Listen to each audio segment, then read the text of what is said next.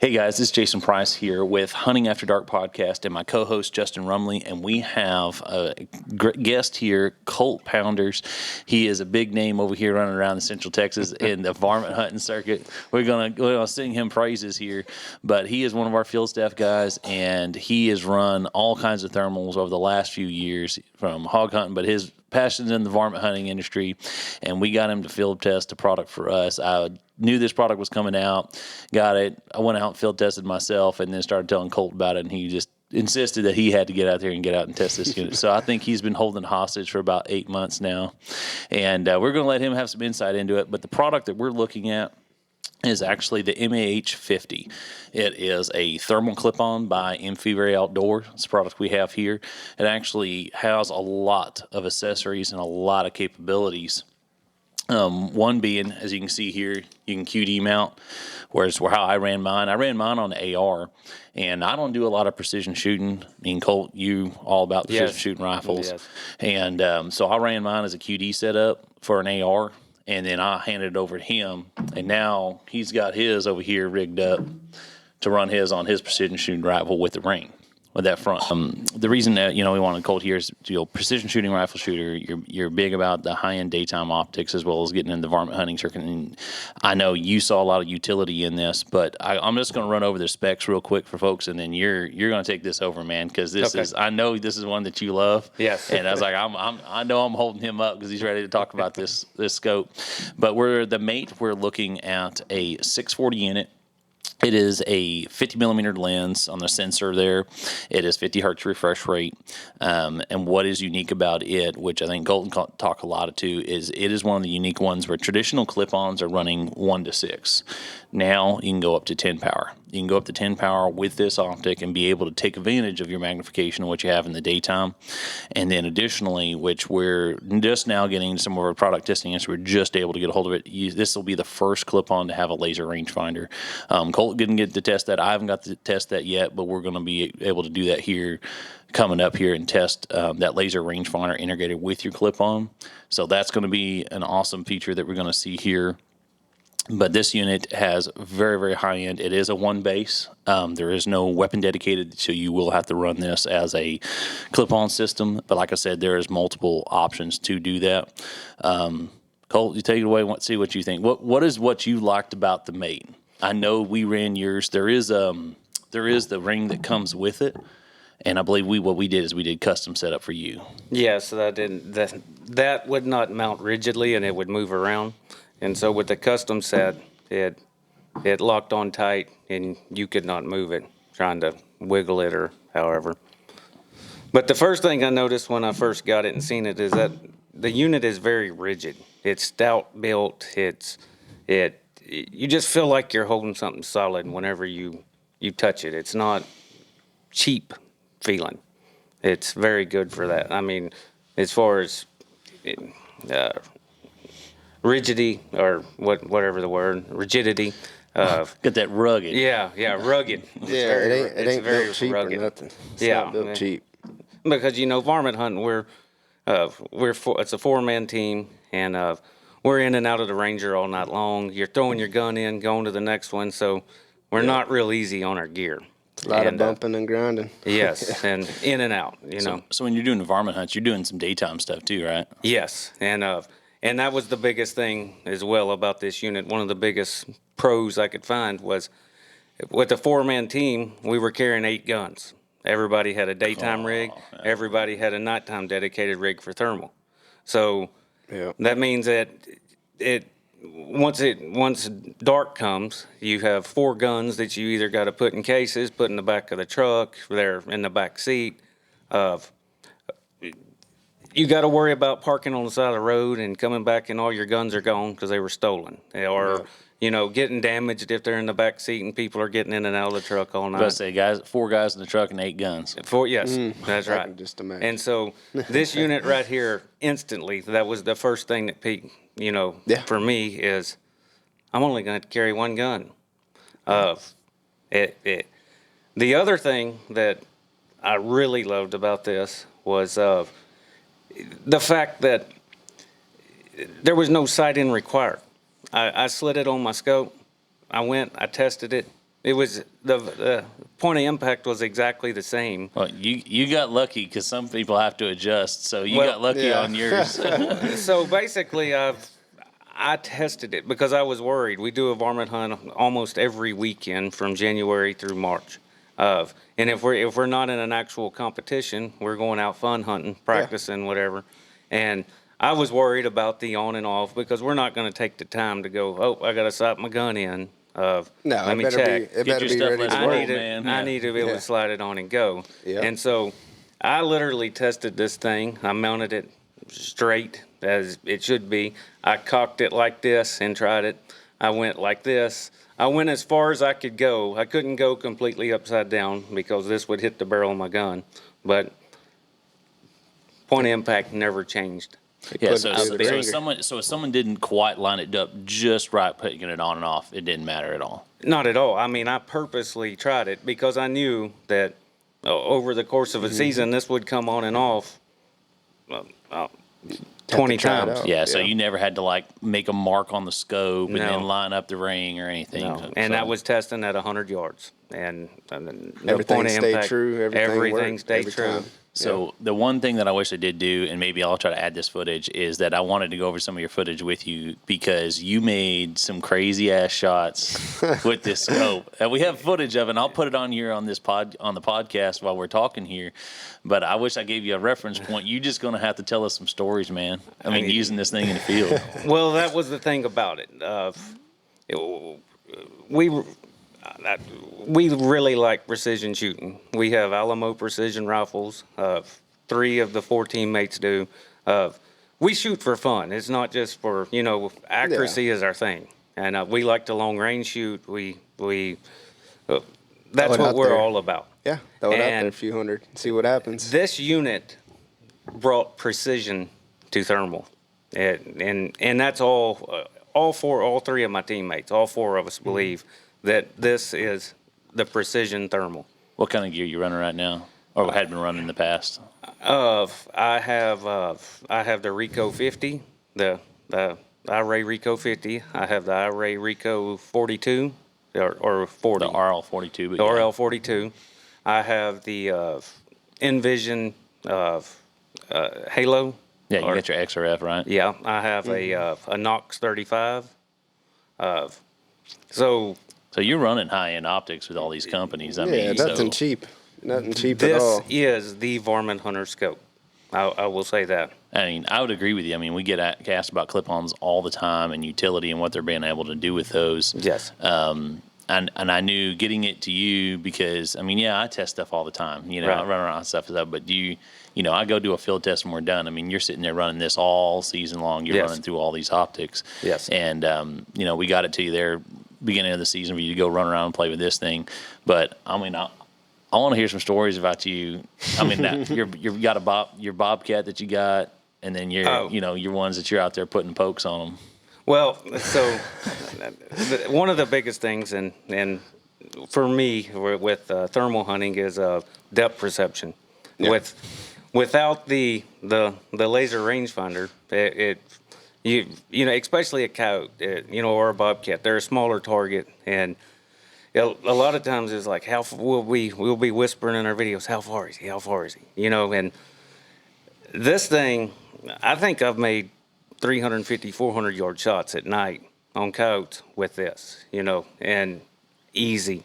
I mean, I run my scope on my rifles is a Swarovski Z8i. It's a 2-16 by 50. So my daytime optics are more than capable of making these 300-400 long range yard shots. shots, And we practice this regularly.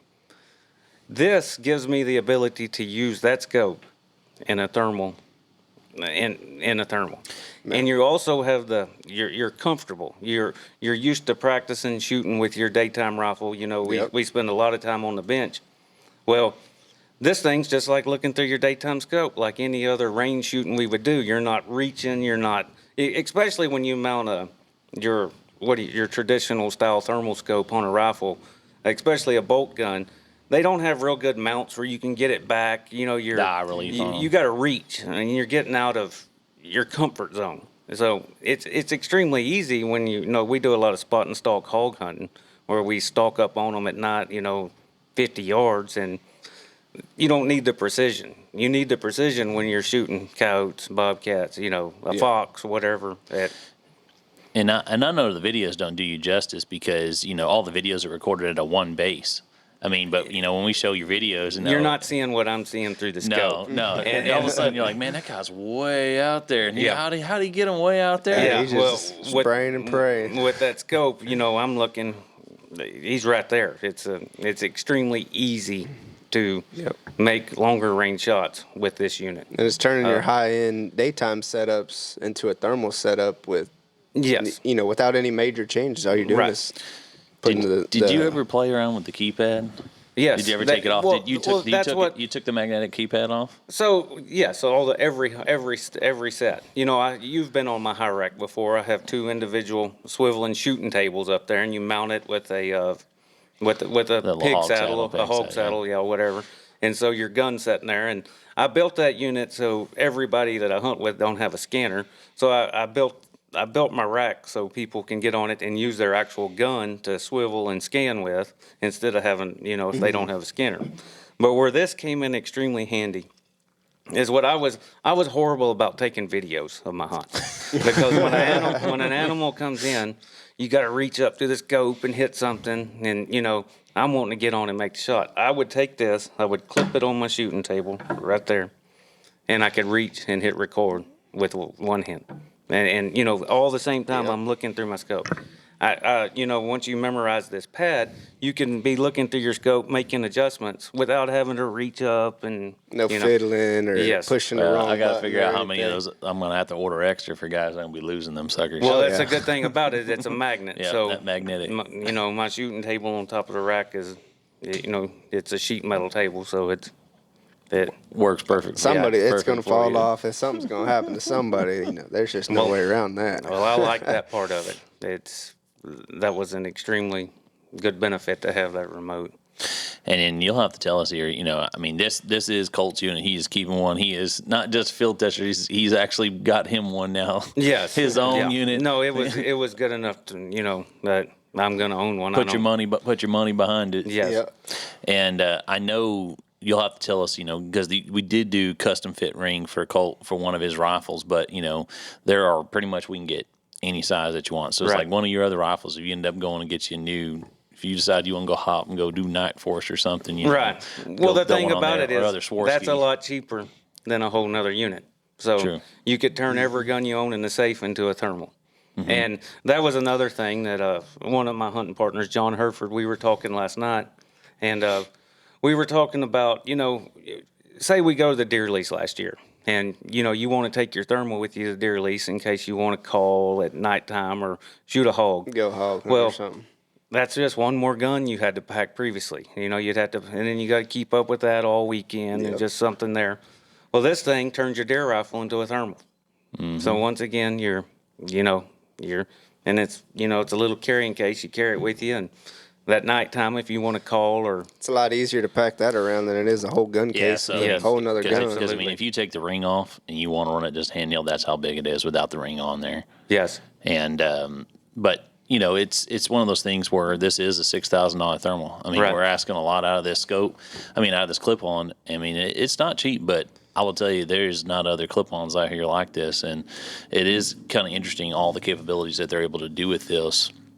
Well, it's $6,000, but like I said, you could varmint hunt tonight, and then if you have an AR that you want to run to go shoot hogs tomorrow night, or now you just swap it over. Yeah, and it's one of those things like you said about you don't need to go buy a new thermal because now you've got something that's universal, which is what everybody wants now. It might not be good for the thermal business, but for the guy selling the thermal, but less thermal sales. Yeah, because you have 4 gun profiles. It is a little different on this clip-on. It's like gun 1, gun 2 is essentially set for 1x6. Right. Gun 3 and gun 4, it will recess the screen a little bit more into G3 and G4 on there. Recess a little bit more to try to get higher magnification to 10 power. I know you played around with it a little bit and said you didn't have issue running 10 power on some of the other settings either. No pixelation whatsoever. But, essentially you could set up different zeros, different weapons, being able to, put those back on. Say, like gun 1 you had for your bolt action rifle. Gun 2 you wanted on the AR, be able to swap. Because we get calls about everybody goes, I want the most universal setup that I can get. Right. Well, traditionally we were running RH25s. Well, RH25s don't have a front objective attachment for bolt action. It's just pretty much ARs only. Oh. And so those were great, but now this unit, you're going up to a 50 millimeter lens instead of this 25. Right. And now you're getting some of that capability, and it's totally different. Like nothing in here is like any other products. You run, it's just like you have an MAH50 and stuff too, don't you? Yes. I'll say it's like you've got the binoculars, you've got the scopes. Yeah. The software on here just is totally different. Right, and the clarity of this unit, even on a bad night, a high humidity night, I put it at the top of every unit that I own, and that's my pick of. The universal and being the clarity versus everything else. It's right. So when you called me about unmatchable. doing this podcast, I said, well, I got to write down some pros and cons of this thing. I struggled with the cons. I came up with 2, and they solved them both. One was it didn't have a laser rangefinder. And in my opinion, a varmint hunter laser rangefinder is as important as the gun. Yeah, because I know you and your partner, you call out distances to each other to the shooter. Yes, You have a and so spotter. the laser rangefinder is very important. The second thing was the internal battery on this was not great. Yeah, I believe it's about 2 hours. Yeah, so I ran an external battery, and that's now taken care of as well. Yeah, this laser rangefinder that's on here, it actually runs an 18650 battery, guys. So actually, your 18650 right there, you can power the laser rangefinder, but also there is a cord here on the back, USB-C, that you can run it to the unit and actually power the unit. So now you've got your laser rangefinder being slaved into there, as well as battery being run into this clip-on. So now you've added battery longevity to this unit with an easy $15 battery, and then being able to run a laser rangefinder. Right. I know you got flashlights. I know you got flashlights run 18650. You got a bunch of those things around. Yes, I like that it's a pretty common battery. Yeah, it's like no proprietary battery. It doesn't cost $110 to upgrade the battery. Yes. And you can pretty much buy them anywhere, honestly. So you're not, okay, I got to go here and buy this, or I got to order it and wait for it. No, I can pretty much, go to Academy or something if I really needed to get one. Yeah, this is like, you going on stand, you're thinking that your battery's getting low, pop, screw that off and throw a new one on there. Right. It seems pretty easy to me to be able to boost that longevity. But I'm glad that you identified that. Sitting there saying what some cons are and things, that's a lot of people ask about batteries and things that they have, but yeah, the pros outweighed it. Like I said before, this is, in my opinion, the varmint hunter scope. All 3 of my other teammates, they want one. They, and so we're going to teammate. Gonna call you teammate. That's a new team name. Yeah. MAH50. Right.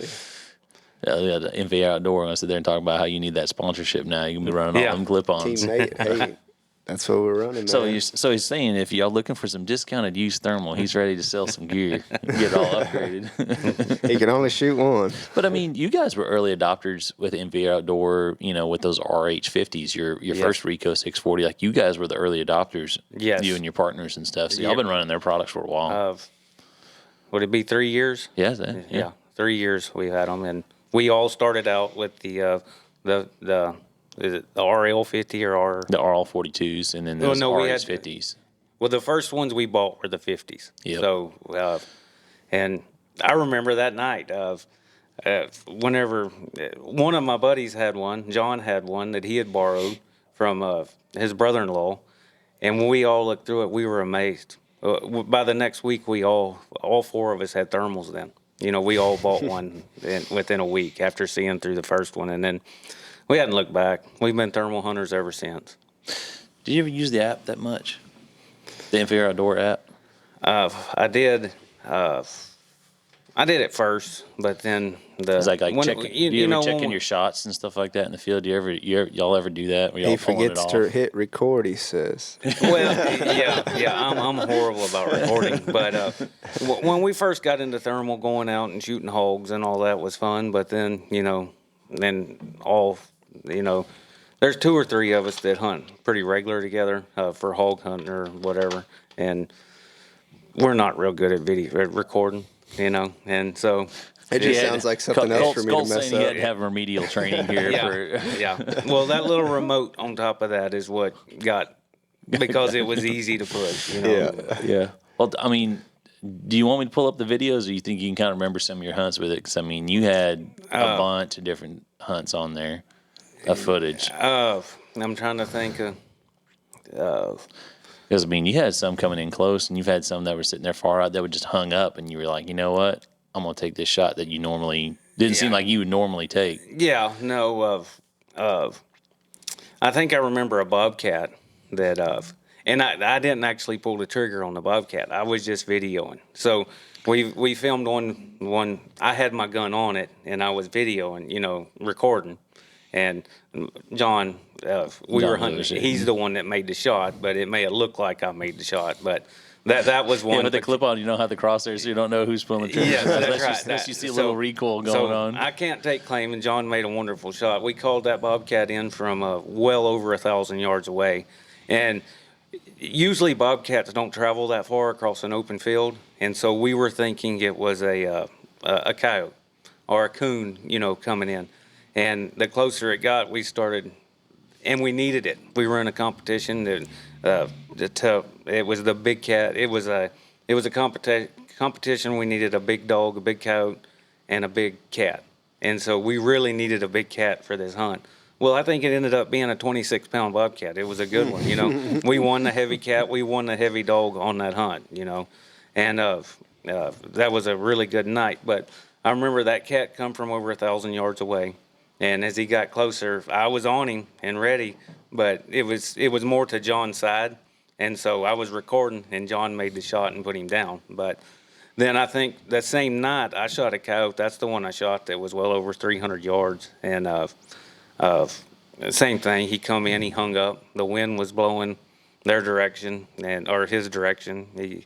He came in, he hung up, and he just sat there. And if I remember, that's when I shot head on. And I mean, he just backflipped over. And if you can hear the report and the whop, you can tell it was a long ways away.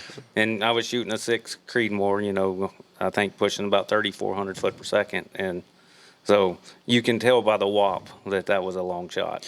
With all the competition stuff like that, I know we ask everybody that's doing some of these competitions down here. You think all the days of the lights and stuff. You think that's all done with?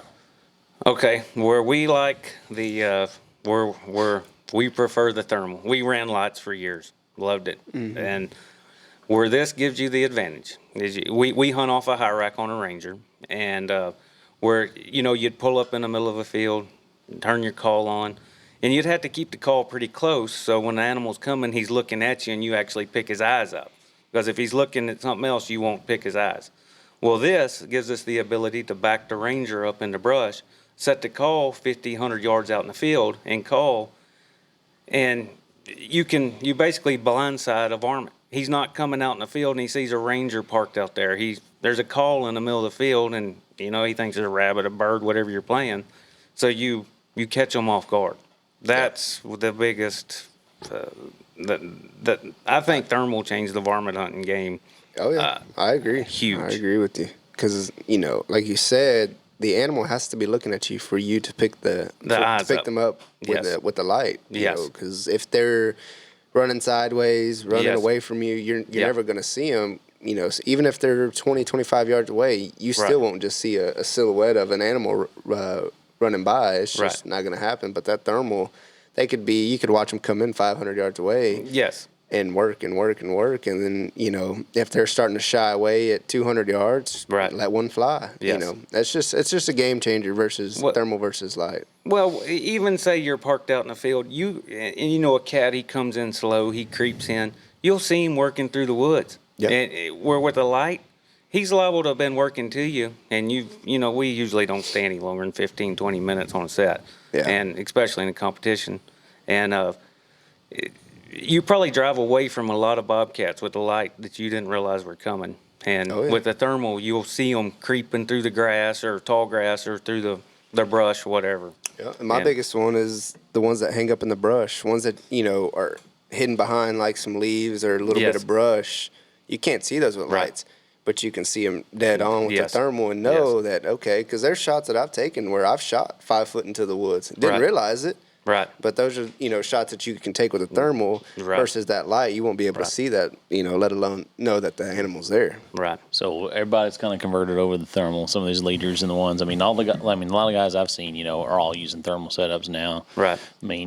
I don't know if this clip-on is going to be one that's going to kind of change up dedicated setups versus clip-ons. I don't know. I don't know if guys are going to go out and go buy all new gear and go Right. switch back to clip-ons. Right. But it is interesting because now your range data. Your Right. load data on your bullet Right. and what you're shooting. Now that you're out there going to be able to range. Oh. I know your confidence level is already pretty high, Yeah. but now. If we can start dialing at night and reaching out 400 or 500 yards, It's a game changer. Well, because that's the thing is your point of impact and everything's affected. Like your dope on your scope. yes. You range. You can Yeah. go sit there and turn your dials and go make. Oh, your we go adjustments out now. at nighttime. We shoot long range at night practice. We'll take a hot hands and set up and take 400 yard shots at night just to practice. And now if with this, I want to try it to make sure I can dial my scope and everything still on. Yeah, because now that laser rangefinder, you're able to maybe do that, and if you're 4 clicks this way or 2 clicks Right. up or whatever it is. Right. Because in the digital platform and what dedicated weapon scopes, you're not able to do that. You're not popping into the menu and adjusting X and Y No. on the fly. No. So now I was like, I wonder if this is going to open something up for long range shooting with thermal at night. Oh, we're gonna practice with holes. I guarantee you, we're Yeah. gonna practice. They'll throw a couple out there. Yeah. Because we're now getting into the era of ballistic range calculation with some of the Inferior Outdoor has one, Pulsar has one, where they're doing ballistic app calculations. Well, that's all done digitally. Right. But now you have the option with this unit with that laser rangefinder integrated to be able to do this now in a traditional way. Where Right. guys were sitting there making their adjustments on their daytime rigs. Right. So I am kind of curious to see which one's going to kind of win out here. Right. What the guy's going to do, what are they going to go towards? Right. And I know guys are very particular about the daytime optics. Right. Well, I don't know if I mentioned it already, but one thing also I noticed about this is I never could shoot little bitty tight groups with a traditional style thermal. The crosshairs are big and they're bulky, and this thing, I'm looking at my little. All I have is a little dot in the center of my scope. It lights up red. It's illuminated. Mm-hmm. I'm using that. I can shoot little bitty tight groups with the thermal. Yeah, because I think those light up reticles really contrast with the white hot black hot Yes. on those things. Yes. I recommend it, but if you have a clear optic, you're fine. But the thing is, still, I prefer it. Right. Because I ran my own LPVO. Is how I ran the mate myself. Is I ran Right. an LPVO 1x6 with a light up reticle. Right. It contrasted on that white hot black hot perfectly. And then Right. you were on them. All you had to do is just get that red on 'em. Right. You got Right. the red on and pull the trigger. That's Right. it. Yeah. And because the thing is, this is a one base. So we're talking like up close, far out. You can do both. There is Right. no one's having to sit here and fight anymore about. Well, I want a 2 base, Right. or I want a 3 base, or I want a 4 base, or whatever it may be. Right. You're starting at 1, and then you're using everything with Your your daytimes. zoom- Your zoom is in your daytime scope at this point, and I haven't seen any thermal that their zoom competes with a daytime scope. Yeah. Or optical. regular scope. And that's another thing to bring up is you're starting to see some thermals with some optical type zoom, and that Right. was something that we were going to chat about today later. Right. But is like which way are we going to go? We're going to go ballistic calculation. We're going to go back to clip-ons. So we're going Right. to go optical zoom. Where Right. things are kind of A lot of different options. There's a out lot of there. different flavors out here for people, but people that traditionally just love those daytime setups like you do, Right. Because you're out there using it. Well, yeah. Yeah, there's going to be a fit for everybody. Well, you're comfortable with that gun. You practice with it, you shoot with it. It's the same feel, And then if you got to swap over to a different rig at night, you're reaching for it. You're trying to find your sight picture. This is the same thing. You know, I can't speak highly enough about this unit. Yeah, and that's why we said we had you running, because we knew that was, you're passionate about that. It's like, and you describe things to me, and you're like, I want a unit that can do this, Yes, this. yes. I'm like, well, we got something we were able to Here it is. we were able to sneak it out early and get it to you, and we're happy that, and I appreciate you taking the time to go and run it here. The varmint season, I'm sure you're going to be doing some more here when we hit January time. Oh, yeah. But I was like, I hope we get a chance to go out and go, shoot some pigs and sit there and go play around and go shoot something at 300-400 yards and go go thump one. Yeah.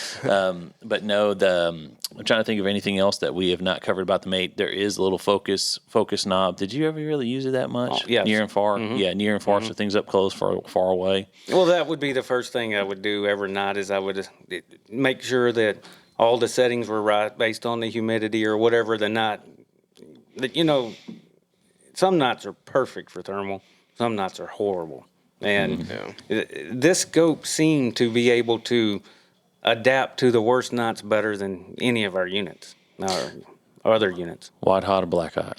I'm 100% white hot. White hot. I ran mine a little bit on black, so you see black footage is going to be me. I ran a little on black. I'm all white hot. I try to mix it up a little bit for our black hot guys. Right. And I know traditional that, they were kind of knocking a little bit some of the first units that came out, the infrared I had about the black hot, but the black hot on here was just as clear to me as the white hot. I mean, of course, my preference is white hot too. I mean, I've always run it like that for years. But I mean, the black hot, we got some footage of the black hot. It was like the black hot looks really good for some of these black hot guys out there. And I know it doesn't seem like a big deal, but I'm going to tell you right now, there are guys that want to run black hot. Right. And I think some of that came from Envision, where a lot of guys liked the black hot better in like the Halo units. Right. And got used to running it. Right. So I have one of them, but I don't use it. Still throw it on the white. No, I don't use the Envision unit. This is my scope. Hey, There's your definitive answers. There's your definitive answers, guys. No more. That's all you got to know. You got it all set. But, it's like, I don't, like I said, I don't do as much precision shooting. But the thing is, for me, is that, I like running ARs. I'm lazy. I like to have a bunch of rounds. I do like to varmint hunt. I like to go out. Now, I may not be as accurate as you guys. I mean, I know we've been out hunting together, and you've been out there throwing them. I'm like, yeah, I think I hit it. I don't know. Yours dead there on the ground squealing. Mine, yeah. I hit him somewhere. Yeah, I probably gutted that one. But running as an AR guy, I thought it was nice and compact enough, just throw in front of LPVO and go and run it. And I liked running it like that. Well, the thing about that is when that's locked on, it's locked on. With the QD mount on there. Yeah. I'm starting to think about some of these guys just in like tactical type situations. They run short barrel rifle setups. You do need some magnification, because we get a lot of guys that want to run red dots behind clip-ons. It's like, this screen in here is pretty wide, but it's just not enough magnifications. Like you need like 2, 3. Yeah. But I've seen guys try to run like red dots with a magnifier, like all the way up to the clip-on. That's a lot of stuff and get real heavy. Yeah. But I would say if you had something that's a little magnified, the LPVO type stuff, 1x6 scopes, just lightweight stuff that they're running on the tactical side anyway, going ahead and running it with these units as well. I think there's a lot of utility. I'll use it more in kind of the shorter kind of deals for myself on something on the AR platform, just to be able to kind of, because we do get those guys that just, they've got that one gun. They've got that Instagram gun that they have spent $3,000 on. Yeah.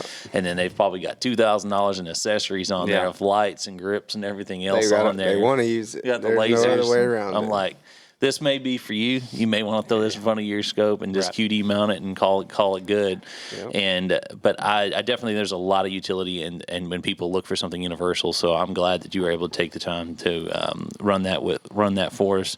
And we'll be doing more here in the future, because I think they're going to have some new products, and we've got some other folks with some new products that'll be interesting. Let's see if we can knock this one off your top of your list or not. But I definitely would agree with you. It's definitely going to be one of my favorites here for the 2024. We're just starting to get these units in, so we're hoping to get a couple more here before the end of the year, but we'll see. But I guarantee it's going to be an interesting unit for 2024. But anyway, I'll let Justin close us out here. But I appreciate it, Colt. Man, you running this for us. Yes, sir. So be sure to check us out on Apple Podcast at Hunting After Dark. We're also on Spotify at Hunting After Dark Podcast. And if you have any questions, feel free to email us at huntingafterdark@gmail.com.